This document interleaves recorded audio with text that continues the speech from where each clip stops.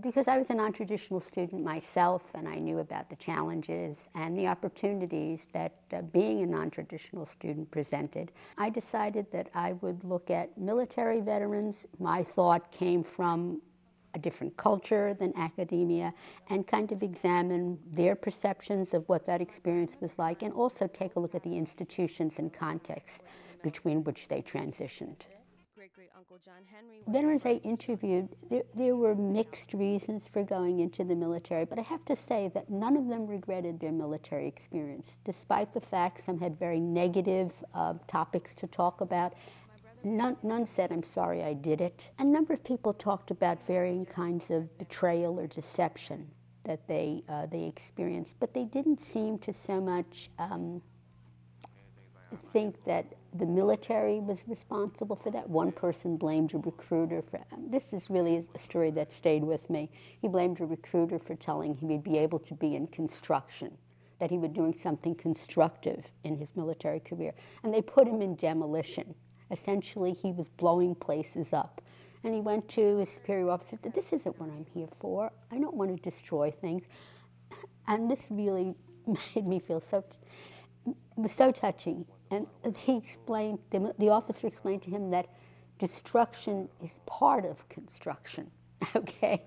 And he said, "No, but that's not what I wanted to be part of." And then he explained to me that he had to go along and continue because he was signed up and on.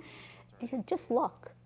I got into the kind of unit that I wanted to." So he didn't directly blame the military for it, although I was kind of angry at the explanation he was given. I thought it was really kind of talking down to him. And other people talked about other areas where they felt that they had been deceived or betrayed. It's a very structured life. So I think maybe the support isn't the best. Maybe, the examination of their psychological issues isn't the best while they're in. But I think the real deficit is once they're separated, that there's nothing. It's kind of a division, that whatever was going on while they were in service, that they were able to kind of hold together through the structure, it's gone. Once they hand them their DD 214, that's kind of the end of it.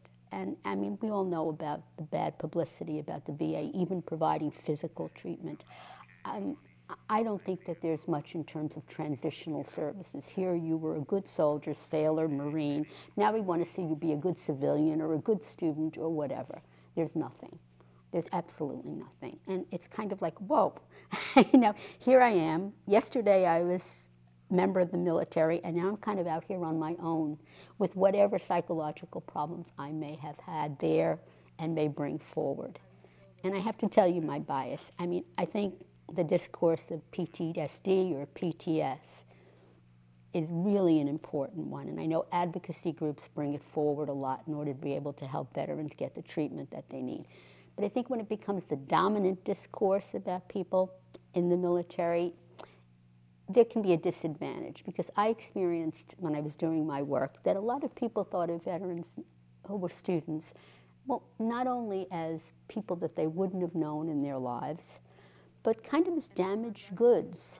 And that can be the negative part of that discourse. It's necessary, but I think there have to be other discourses about them, other ways of looking at them that really accentuate the positive of their resilience and their discipline and their ability to focus on a mission. So I'm in no way negating that that's desperately needed, but I think, at least in academia, which is kind of my experience, that people kind of use it in a very negative way. I couldn't get permission to interview a lot of these guys because I think people were really afraid of them, that they were their own little IEDs, and they were going to just be explosive. And I was asking really pretty mild questions. Well, what was it like in the military, and did anything surprise you about the military? I mean, it was nothing radical.